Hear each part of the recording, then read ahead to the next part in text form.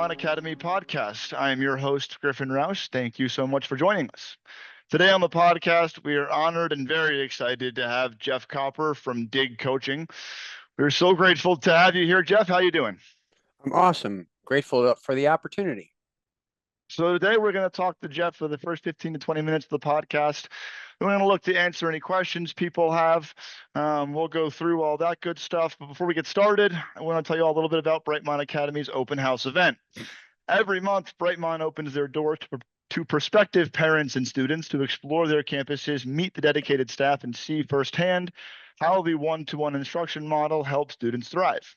If your child needs a more personalized learning experience, this is the perfect opportunity to discover if Brightmont is the right fit. Don't miss out. RSVP for a tour now at brightmontacademy.com and take the first step toward a brighter future. My name again is Griffin Rouse.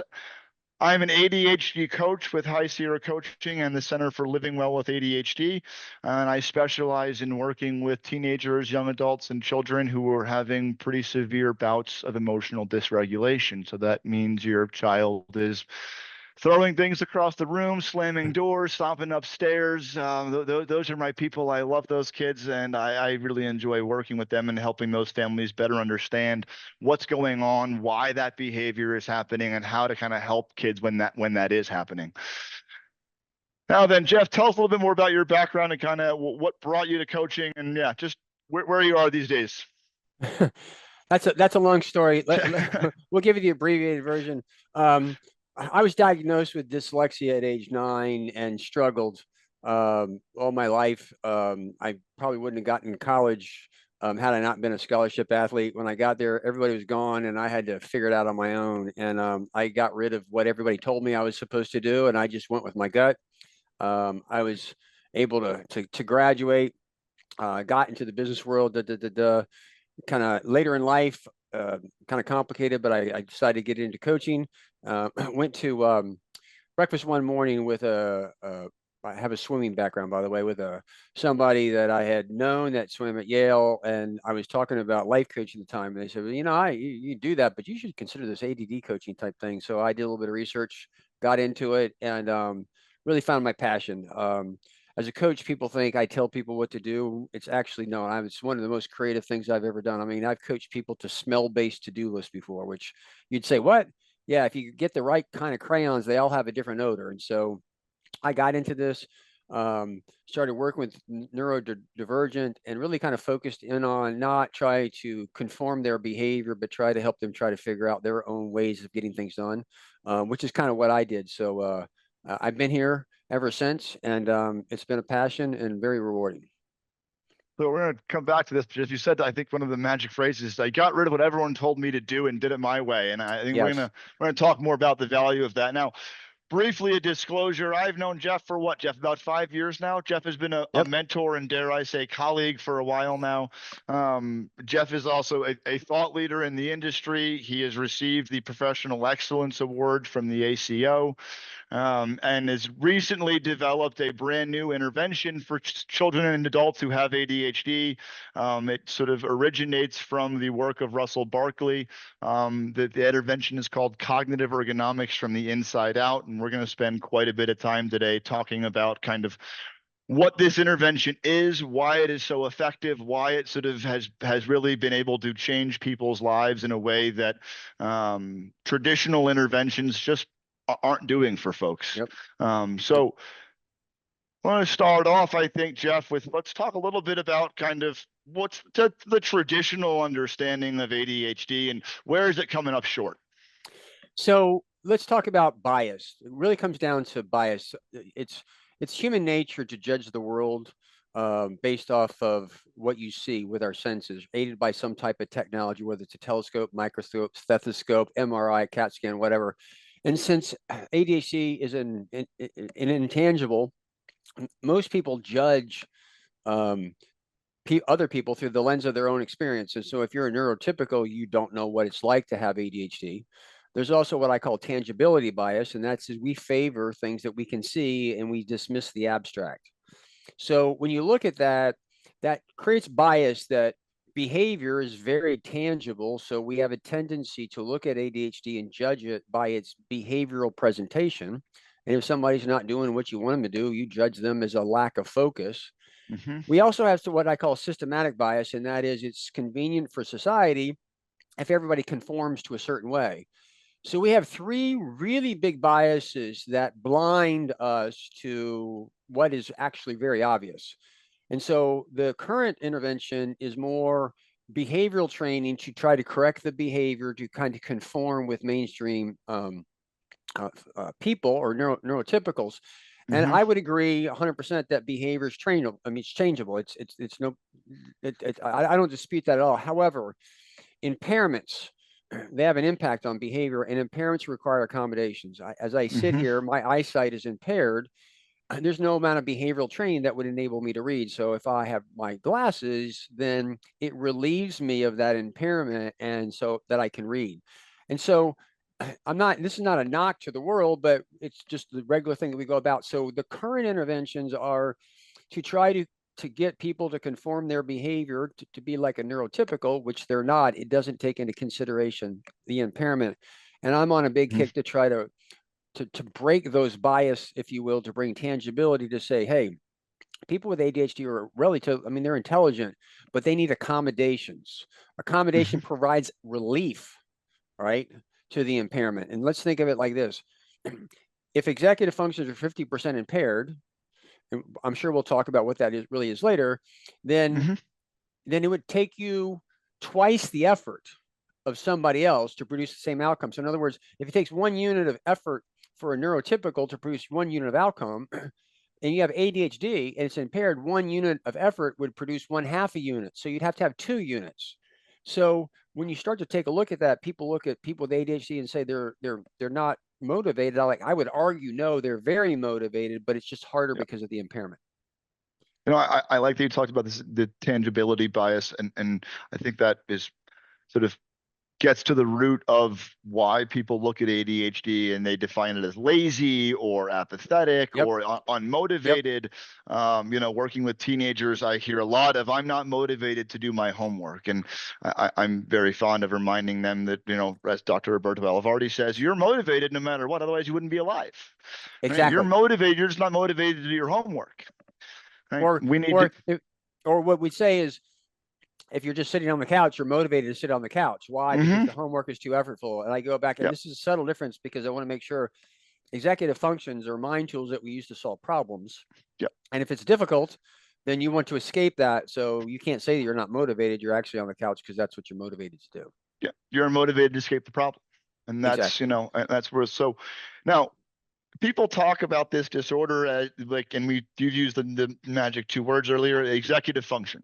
Yes. And I think I'm going to steal one of your lines here, Jeff. And if I were to ask 10 experts on ADHD what executive functioning is, I'm going to get 10 different answers, which really makes this difficult, right? Because it's an executive functioning disorder, but we don't necessarily agree on what executive functioning is. So for the purposes of this new intervention and purposes of kind of how we're going to understand ADHD, at least for the remainder of the hour, what is an executive function, Jeff? So let's kind of back up for a second.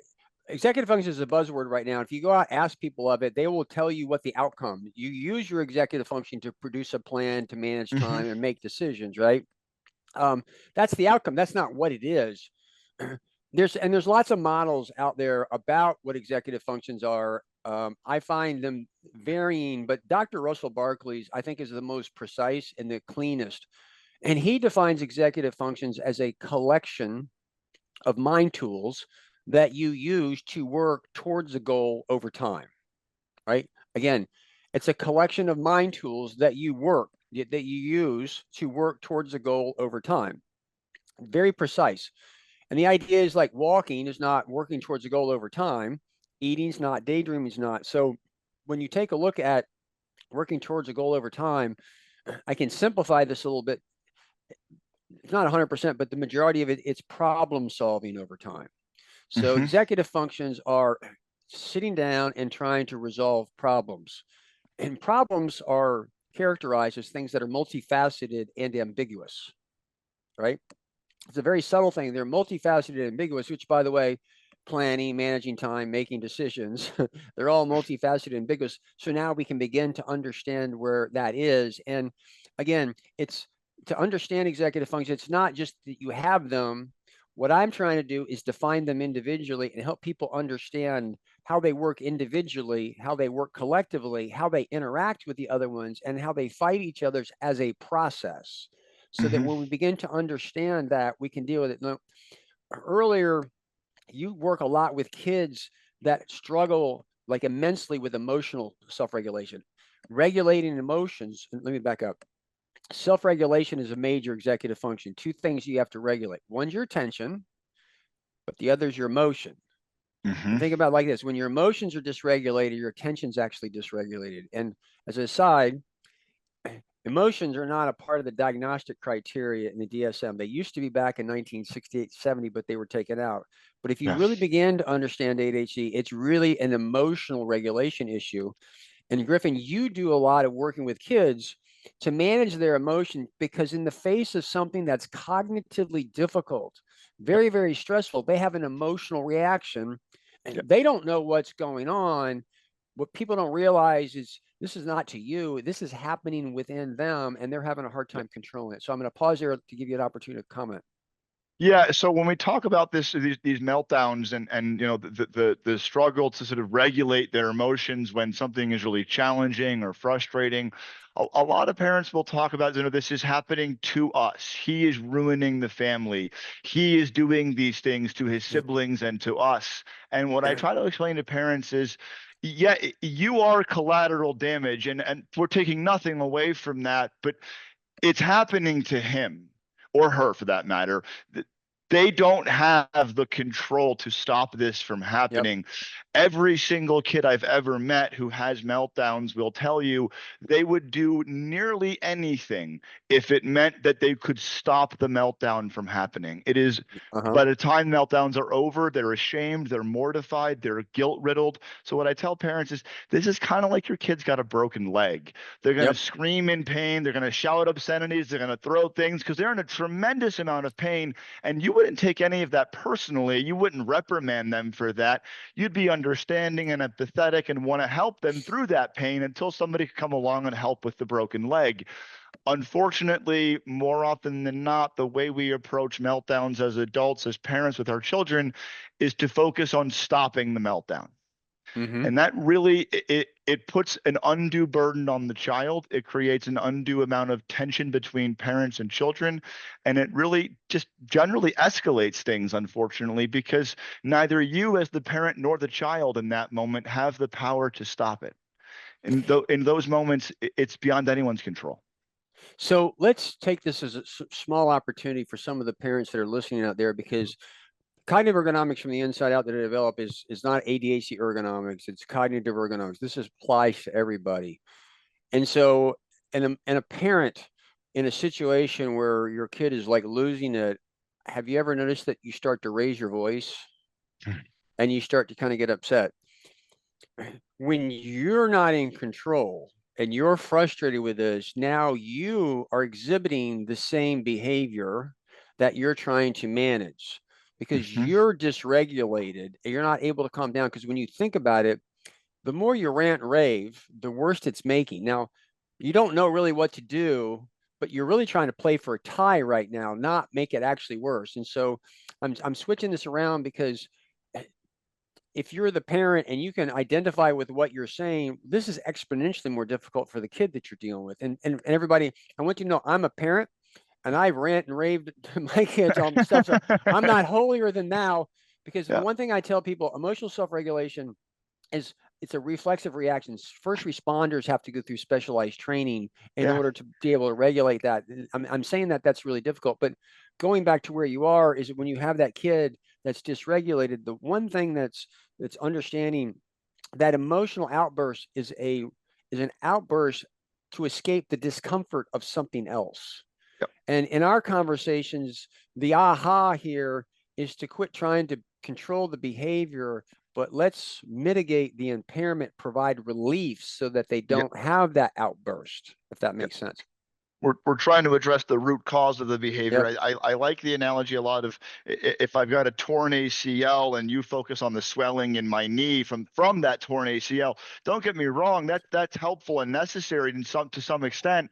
But if you don't address the fact that my ACL is torn, the swelling is going to come back. And that's a little bit sort of when your kid is having a hard time not talking to the kid next to him in class. He keeps Yep. doing it over and over again. That's because Yep. we're not addressing the root cause of the Yep. behavior. We're not addressing what's really behind that behavior.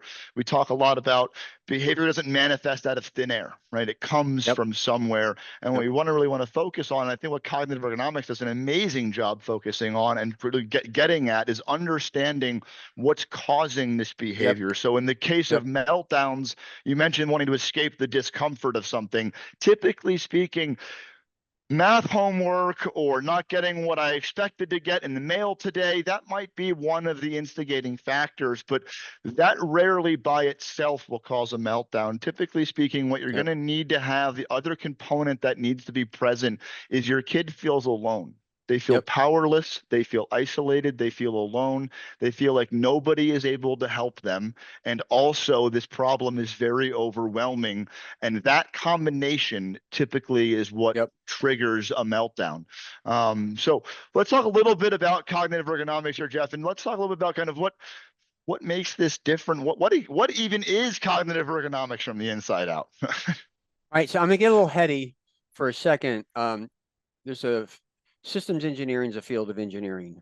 It's about designing systems or like production lines, like building a car or something like that, and organizing. And there's a subfield called ergonomics. It's about fitting the job to the individual. It's quite advanced in the physical world in terms of desks and chairs that are adjustable for size and weight. And there is a field called cognitive ergonomics, but it's from the outside in. And what cognitive ergonomics is like, I'm in Tampa. When you go to the airport, there's a sign, here's blue and here's red. Here's the airlines in blue, here's the airlines in red. So you follow your sign. Then it breaks it up, departures and arrival. That's a way of making things easier cognitively for people to figure out their way through that. But everybody's kind of guessing. Cognitive ergonomics is, I took Dr. Russell Barkley's model, which defines executive functions. And any field of engineering, you have to have some model that has repeatable patterns that's explained by the model. Then you have to have a lens to look at it.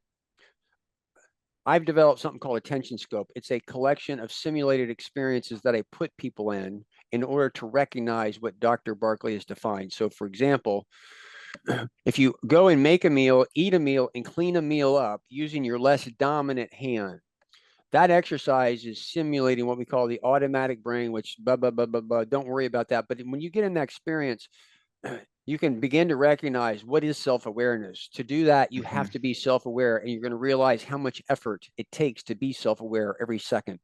You're going to get frustrated. You're going to have to down-regulate your emotions, and you're going to have to restrain your urge to use your dominant hand.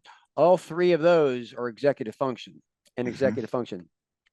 You might have to visualize, like hold a knife in your dominant hand to visualize how to hold it in your non-dominant hand. That's visualization. So again, it's a collection of these experiences that I bring tangibility to it. And so the idea is once we can define the executive functions and you can recognize them and see them how they play out in everyday life, we can take a look at what is the root cause. Effectively, you got to make objective observations. You have to define what you're looking for and you have to know what they are, and then you resolve it. So just to tie in everything that we're doing here, one, I can tell for the most part, this is a blanket statement. If you're out there, I can say pretty much 80% of your procrastination list at some level is rooted in ambiguity. Executive functions are what you do to remove the ambiguity, but it's difficult. So as a result, you actually end up going and do something else because it's more productive. Now, people with ADHD, that's impaired. A lot of times, though, people with ADHD, if they externalize the problem solving, in other words, if they talk to somebody else, if they think out loud, if they like they're sharing cognition with somebody else to problem solve, that is a accommodation that provides relief to their burden. Like my glasses, they provide a relief and they're able to focus. So again, my eyesight is impaired. My glasses are a tangible accommodation. And when I use them, they provide relief. If you've got ADHD and you've got to use executive function and they're impaired, sharing cognition, collaborating with something else is the intangible equivalent of my glasses and provide relief. And so I think we're here today at Brightmont because what they do is they're providing one-on-one work with kids to support that conversation for them to problem solve. Because in school, you got to learn to compete with the rest of the world at some level. But if you don't have the knowledge in order to do that, you're at a disadvantage. So some of the things that they're doing is literally an accommodation to help the kids gain the knowledge to make this thing happen. So I'll pause and give you a moment to speak on that. Yeah, so I think this is why I've got right now 3 kids who I work with who started out with me in a regular school system, ended up attending Brightmont, and all 3 will tell you, yeah, it's been a life-changing experience because I can talk about things. And when I talk about things, it makes everything in my life easier. I really want to emphasize when we say problem solving, we're not talking about saving the world or solving world hunger, or we're literally talking about figuring out what to eat for dinner tonight and how to make it. Or what do I want to have for lunch today, or what I need to do before I leave my office this evening. These are the kinds of sort of day-to-day problems that if you're a neurotypical person, don't even register for you. But for those of us who have ADHD, they're a real struggle, and being able to talk about these things, talk about how I might solve these problems, make these problems easier for me. It's an invaluable tool in the toolbox. Now, I want to talk a little bit about this collection of experiences because when Jeff and I first started getting to know one another, Jeff put me through one of these collections of experience. He said, Griff, with ADHD, thinking is hard. That's why we judge. I said, Jeff, that makes no sense. I don't know what you're talking about.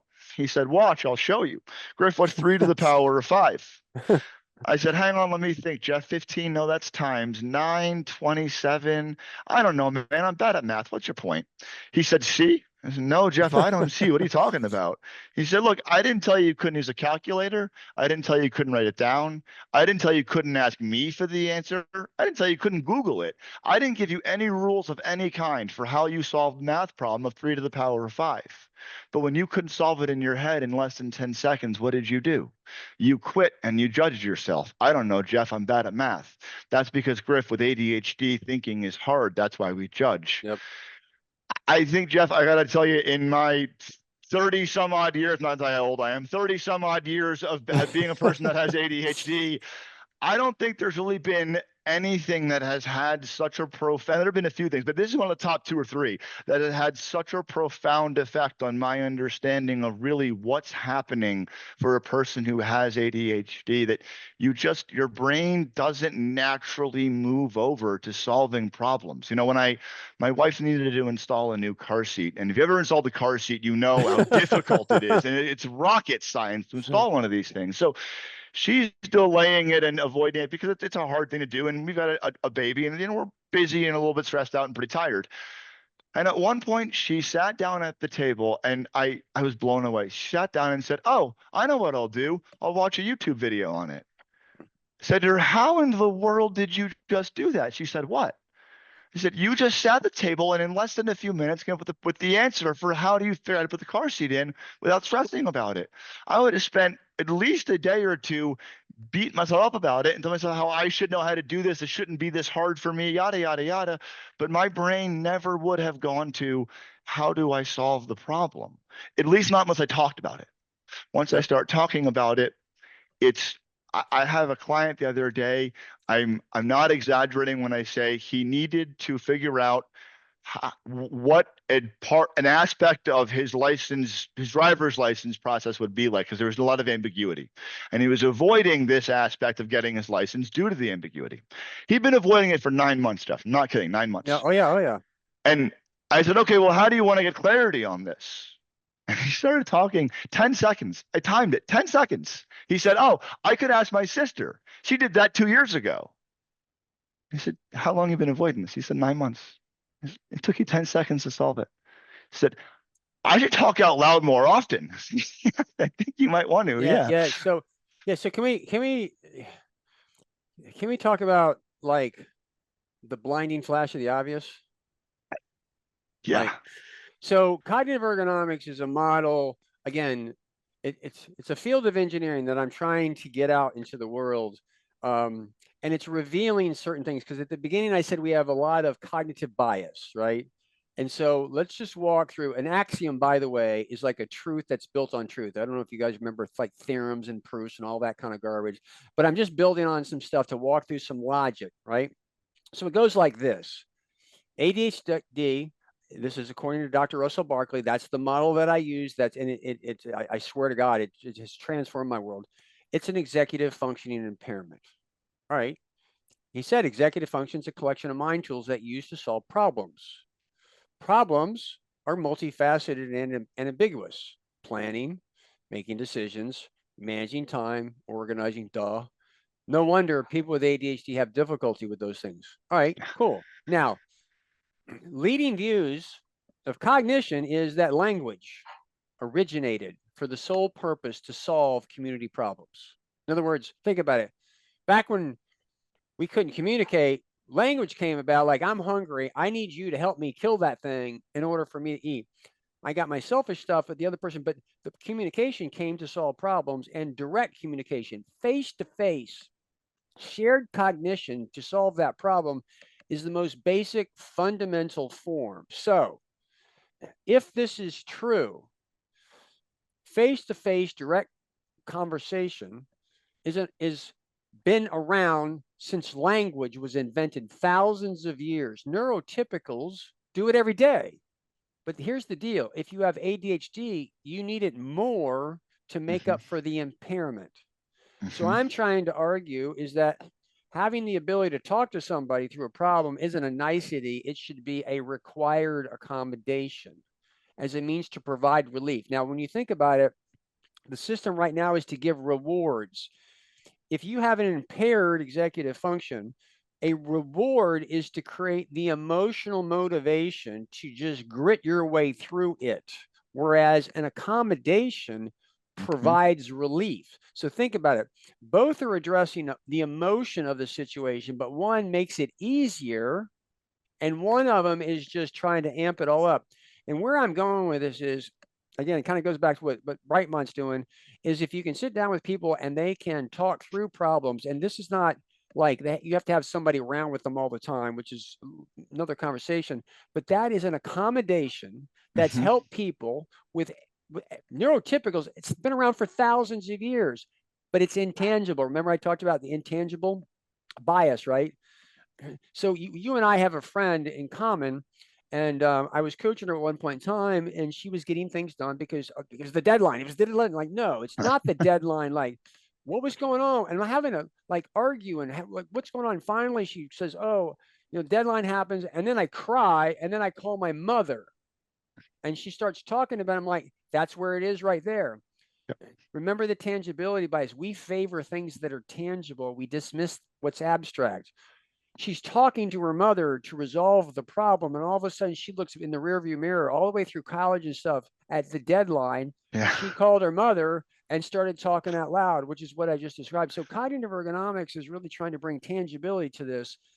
And when you think about it, and I'm reiterating for the people, it's been around for thousands of years. It's around today, but nobody has actually looked at it and said that's a viable accommodation. And that's what we're trying to do. Jeff, I love that you focus on this as an impairment, because I think that people talk about ADHD and most of the current interventions, frankly, focus on skill development. And then when that skill doesn't develop the way that the professionals, psychotherapists, are anticipating or telling you it should, we blame the child. And the reality is there's an impairment.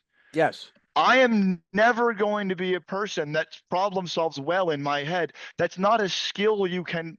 It doesn't matter how many times you develop the skill of eyesight for my eyeballs. There's a limitation to what I'm going to be able to do without my glasses on, because there is a ceiling due to the impairment. Yeah. So forgive me. Let's be honest. That's like doing behavioral training to somebody who's short, trying to make them tall. Yeah. Or behavioral training for somebody who's colorblind to get them to see color. There's an impairment. The impairment impacts behavior. And the point really is, if the behavioral training or the skills training does not include some form of accommodation, it explains why those interventions fall short. And if you take a look at even the people with ADHD, they try stuff, they try this, it works kind of for a little bit, usually when they're talking to somebody about it, but when they go off on their own, it falls short. That's really kind of what we're talking about. Yeah, it's really when I talk to parents about this different way of looking at it and looking at it as an impairment, looking at a thing that requires accommodations, looking at it less as a focus problem, but more as a literal, again, an impairment in my brain that makes certain aspects, certain regulations very Yep. difficult. So when you ask, and this is one of my favorite things to ask kids in front of parents, you ask them, would you rather be in pain at about a 5 or a 6 for a half an hour or bored for half an hour? About 95% of the time, there may be more. They're going to say, I'd rather be in pain for half an hour. You should see mom's face. She's somewhere between horrified and mortified because Yep. as they all tell me, how come he didn't tell me that sooner? Well, yeah, that's why he keeps talking to his friend sitting next to him because he'd rather be in pain right now than sit in that classroom and be able to be bored for the remainder of the half an hour that he has to be bored for. It's a really, Yep. it's an appropriate reaction when you start to consider it through this lens that you have, Jeff, sort of that Yep. these behaviors actually make a lot of sense, Yep. that So they one of the should things, be happening. yeah, one of the things that's cool is when you bring tangibility to it, you're actually, Griffin, what you're doing is you're giving them language to describe their experience, and then they begin to understand. Like I did a interview many years ago with Sesame Street, um, back in 2014, and in season 43 was all about self-regulation. The whole thing was me want cookie me wait. When I was talking to them about emotional self-regulation, because it's fundamental learning, and they were talking about how the Muppets are kind of like talking about, I feel frustrated, I feel angry, and what they're doing is they're trying to help the kids give language to discern what those emotions are Mm-hmm. and where they would feel it in their body.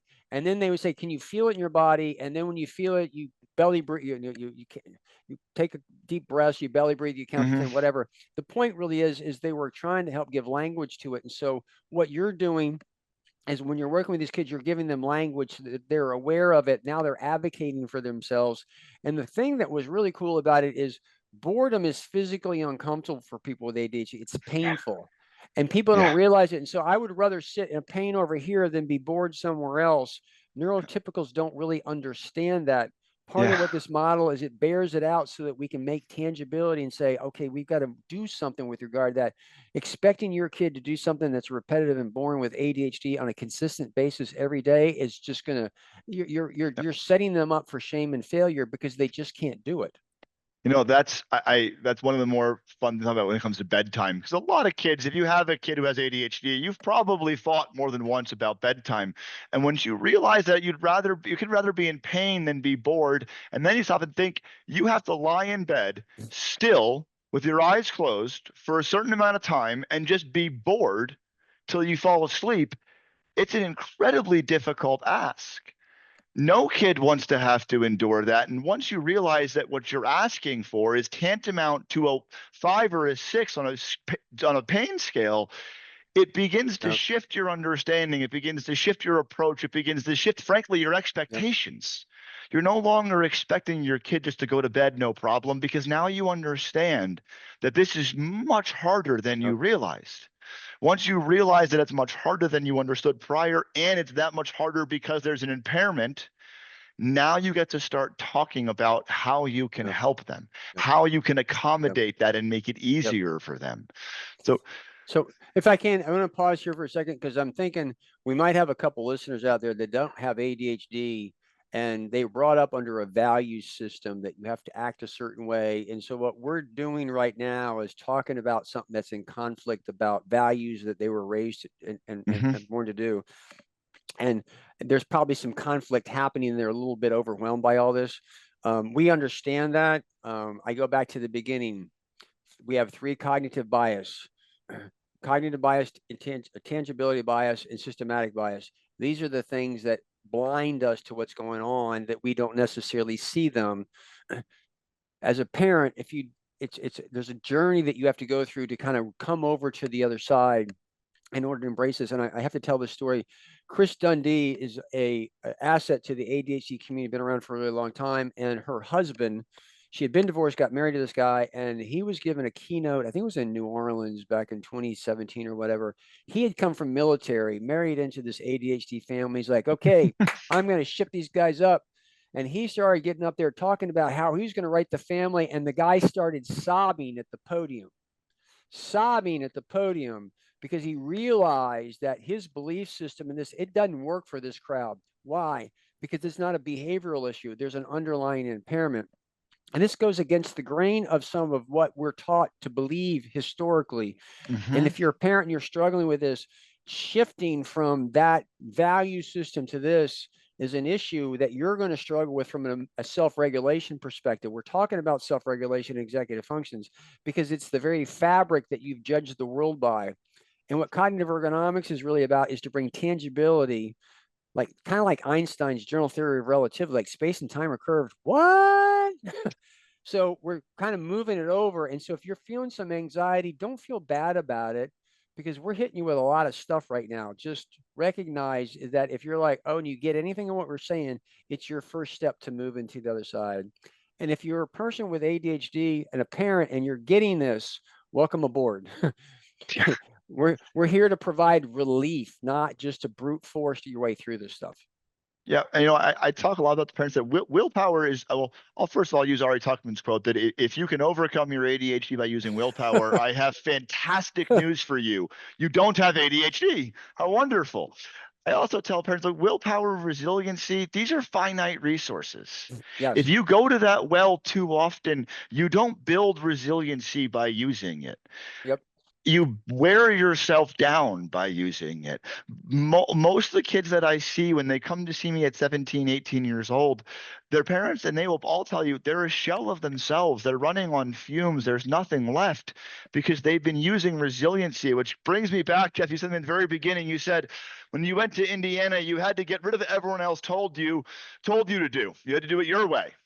Yes. I think it was about 6 or 9 months to working with you, Jeff, and you said something to me I tell almost every kid now at this point. You said they want you to do it their way because it's easier for them when you do it their way. Correct. The challenge of being an ADHD person, and the thing that it sounds like you did so effectively at Indiana, was that you have to learn how to do it your way. Right? Yeah, can I tell you a story on this one? Oh, please. We can tell the story for all day. Go ahead. So I got dyslexia. I wasn't diagnosed with ADHD at that point in time. So I get to college and they're like, okay, the thing is, give them something they're interested in. So they put me in sociology of sport my first semester. I'm an athlete, right? So I got to take a sociology class and I'm learning sociology through soccer, more or less. I'm in tears the first couple of days because the reading is massive. And I'm like, I can't keep up with this. By the way, with dyslexia, for me, it's a coding and encoding problem. If I look at a B, I retrieve a D. So when I'm reading a sentence, I don't read boy, I read doy. Makes no sense. And I got to go back and spend a lot of work re-understanding it so I can't comprehend what's kind of going on. So I'm freaking out. So finally, I'm in tears one day and I'm like, okay, I got to do something. So I start reading the first sentence of each paragraph. In a social book, they're all run-on sentences. So I just read the first line after that. So I would skim through the book and do that and go to class and take copious notes. And then I had to write a term paper. You mean I got to go to the library and read all kinds of crap? And I'm like, oh, wait a second. I can go to the soccer people. I can interview them. And I could use that as my research. And so that's what I did. Now, I didn't go and write. I mean, I had to grab the stuff out of encyclopedia. By the way, you remember what those were? But the point really is I did it my way. And I ended up getting an A- in the class, because I had to adapt in a way that made some sense. So fast forward, I got into coaching in 2007. Everybody's like, you got to write a book and you got to write a blog. And I'm like, I'd rather go to the dentist and have my teeth pulled with any Novocaine. So I started a podcast. The goal for me was to create a name for myself, but it was easier for me to have a conversation with people than it was to write. And literally, that was one of the greatest things I've ever done, because I've interviewed the foremost experts in the world and I got an education. But here's the reason I'm telling the story. That's not what I was supposed to do. Yep. That's not the way it was done. What I was supposed to do was write. And I said, wait, I don't do it that way. It's in the moment I should do that, but I'm not going to. That it opened me up to an alternative. And that's one of the things that is a bit of a challenge, because our world has a belief system and has to be done a certain way. Yep. And a lot of what we do, Griffin, is give people with ADHD permission to do it their way. And it's hard. It's hard to understand this, because I find that a lot of people have a lot of innate ability, but you can't look at for what it is. You have to let it reveal itself. And I don't want to get that's a big conversation, but the moral of the story is when I left and I did it, ever since I went to college, I'm like, I threw out what everybody was telling me. I went with my gut, and it's been profound for me. And that's why I like what I do. It's very creative. I got to look at everybody and say what comes easy for you, and let's do it that way. You know, I could tell we could probably trade stories, Jeff, for hours on this one. One of my favorites for me is I had a woman who was, I think at the time, 14 or 15 years old, and she was really into Hello Kitty. Like she had Hello Kitty backpack, Hello Kitty stickers on the wall, very, very big into Hello Kitty. There's just kind of give you an idea what kind of kid she was. She's very artistic. She had to read All Quiet on the Western Front, which, as you can imagine, was not something she was super into. And when she started talking about how she really wants to draw in the book but she can't because it's the school's book, I heard her mother shout in the room, "I'm buying her a copy of a book for her on Amazon right now." So the book comes and she finishes it in a week. Now she's been avoiding this book for 3 months. So I said, you know, how'd you do it? What helped? And she showed me a copy of the book. Jeff, it was probably more rhinestones than it was words. She had bedazzled this book in an unbelievable fashion, but it made it fun for her to read the book. Yep. Another kid who also has dyslexia, he has a very hard time reading, but he does like to listen to audiobooks, but he has ADHD and he spaces out sometimes. This one was amazing to me. He said when he bakes, he likes to bake, and when he bakes while listening to an audiobook, he can focus on that book effortlessly. Yep. I blew my mind. Baking for me is incredibly difficult, requires all of my attention and focus as an ADHD person. But this young man loves to bake and found it incredibly easy to listen to books while he bakes. When you find your way of doing things, when you find your way of doing the laundry, of doing the homework, of writing the paper, of, you know, doing a blog or a podcast, it changes it gets so much easier. And that, you know, it changes everything. Yeah. And forgive me before I forget this. 2 points I want to make. When you've seen one person with ADHD, you've seen one person with ADHD. It's all different. It's all different. That's the first thing. The second thing, we coach the person. We do not coach the diagnosis. Now, I coach people with a lens of executive function. I don't know how they think. I just understand the process of it. But all too often, people hear ADHD and we like labels. We need labels to identify stuff. But I tell people, like, think of the color red. Like, you're probably picturing a color red, but there's an infinite number of shades of red. When you label something, everything becomes just that one shade. And the important part about ADHD, we need labels to say this person has it to get the accommodations. But once we get there, we have to open our mind because they're all different. And that notion of being able to do that while they're baking, you might not be able to do it, but they can. Yep. And that's what you got to listen for. Yep. You know, one of the things, go ahead, Jeff. And so again, I'm trying to stand here with the people that are listening to this, and I think they're probably a little bit overwhelmed by some of the stories that we're telling. Like, how do I get there from here? Goes right back to what I said. Shared cognition. This is where you get with a coach, you get with somebody else, even if you're a neurotypical, because you have to innovate, you have to create. Remember, problems are multifaceted and ambiguous, right? To solve these problems, sometimes you have to brainstorm, you have to collaborate. So if you're overwhelmed by the stories that we're telling, you need to go get the same accommodations that we're talking about that your kid needs. It's the same thing. And, you know, I'll add to that, don't be afraid to experiment, because none of these stories that I think any of us have told, either of us have told today, were the first iteration. Every one of these individuals that we're talking about today went through multiple different iterations to find this particular idea, to find this particular solution or system. And I think one of the things I really love about cognitive ergonomics from the inside out that really, I think, helps people remove some of the emotion, some of the bias from things, is focusing on the fact this is a systems problem, right? There's a guy named Wendell Berry who has a quote that I like a lot that's something to the effect of, a system is going to do only and exactly as you've designed it. I like to add to that, your intentions be damned. I once had a mom that once said to me, she made the best system for her child to be on time. And he was still 10 minutes late. So I took away his phone, she told me. Griffin, he freaked out. I don't understand. I said, well, let me ask you, was he involved in making this system? She said, no. So, okay, so you made a flawed system on his behalf because if it was perfect, he would have been on time. And when this flawed system didn't work the way you thought it would, you blamed him for it and took away his most prized possession. And you're wondering why he's slamming doors. Frankly, I'm impressed that's all you're getting right now. She looked at me and said, I didn't never thought of it that way. Oh my God. I ADHD is a systems problem, not an outcome problem. You don't have the right system to get the right outcome, which is why focus, organization, time management, as you said, Jeff, these are all outcomes. And when we Yes. have the right system as an ADHD person to manage our time or to be organized or to manage our focus or reactions to boredom, to self-regulate when it's hard, everything gets a whole Yeah. lot easier. And that's the unique part of what you're doing. Yeah. I want to emphasize, you said system, and I agree with you, but that system actually has to have the right accommodations for the Yes. impairment. And so that by the way, if you're listening to this, cognitive ergonomics from the inside out, it's a new field of engineering. My ultimate goal is to get this big enough so that the Americans with Disabilities Act would actually acknowledge this and actually require school and work to provide accommodations for people with ADHD to sit down and kind of problem solve. Now, this is not we're not talking about having somebody with you all the time. It's really not like that. In fact, it's hidden in plain sight. Let me give you an example. When COVID hit, lockdown happened, I thought I was going to be out of a job in 60 days because I cost money. My phone lit up like a Christmas tree. Why? Everybody with ADHD was at the workplace or in school, and they were interacting with people. They were talking with people. They were shared cognition by problem solving. When they went home, that intangible accommodation was no longer there. They complained of motivation problems. They complained of productivity problems. They're like, no, you had an intangible accommodation that was built into your environment that's no longer there.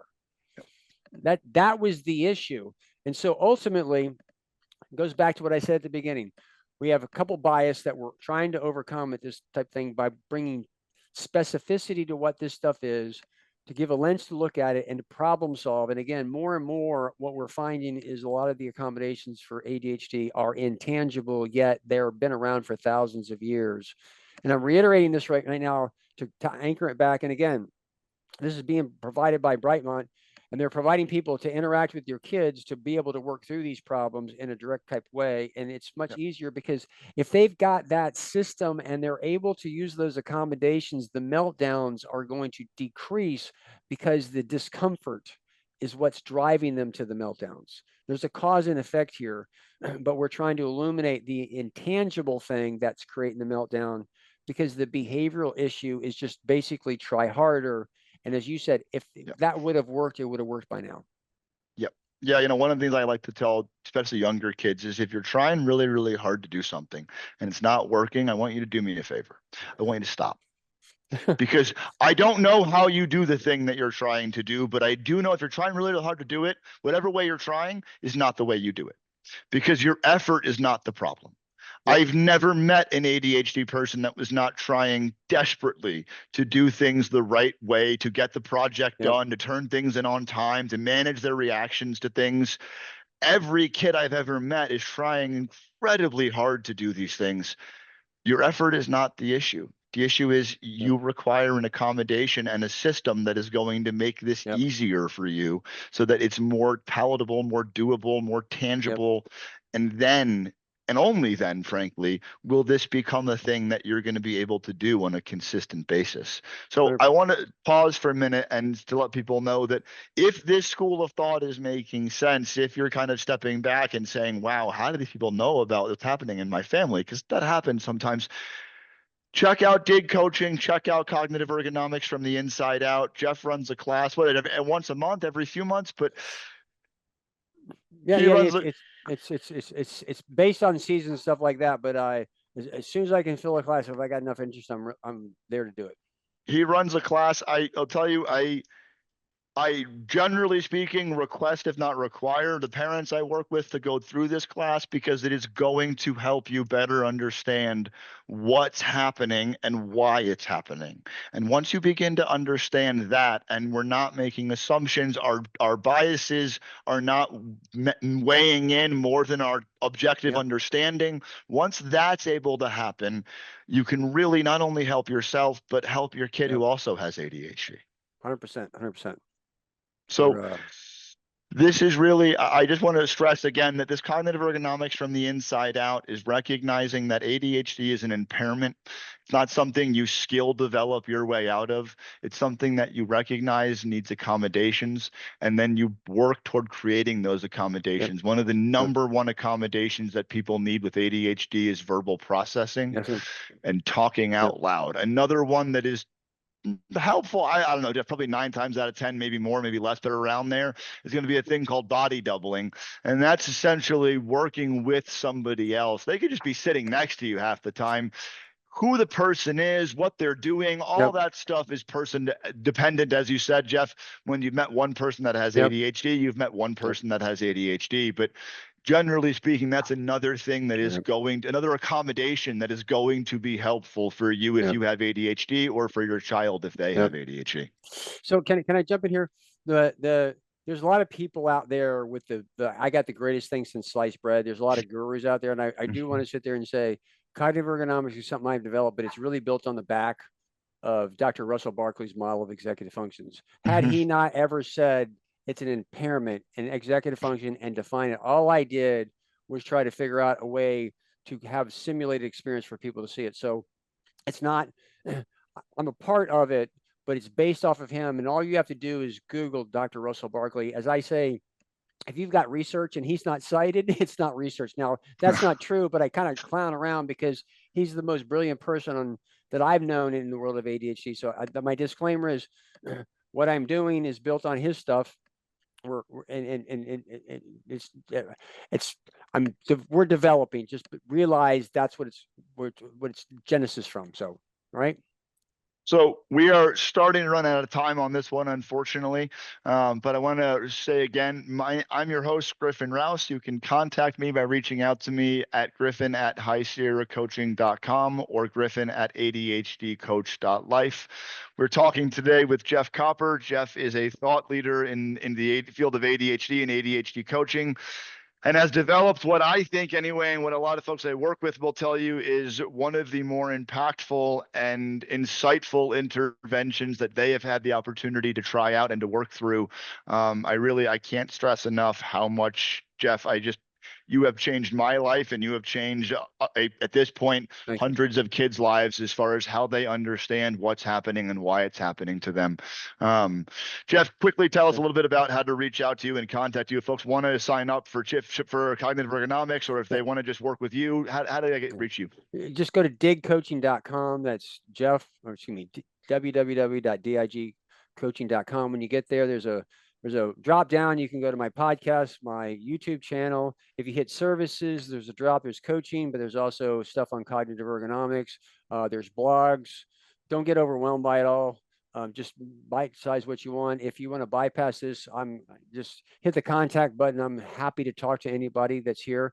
And even if you don't want coaching, if you're just kind of sorting through some stuff, I gotta pick Jeff's range. You can pay me and I'll just answer questions for like an hour. But the bottom line is, if I can't help you, I'd like to help you figure out where you can get the help. So just know that's there.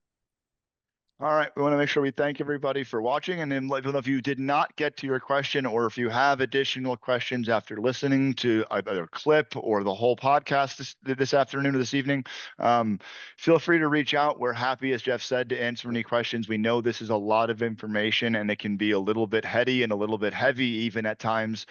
So if there's anything that would be helpful as far as clarity goes, we talked a little bit about the difficulty of ambiguity. So if clarity in any aspect of what we talked about today would be helpful, please don't hesitate to reach out. We're going to be doing this podcast every month with different guests, so we'd love for you all to tune in next month and listen to what we're talking about. I think next month we've got a director from Brightmont Academy Seattle division, so we'd love to have you all there. And I think that's going to be our wrap up for this evening, guys. So it was really great to have everybody, and we'll look forward to seeing you next month.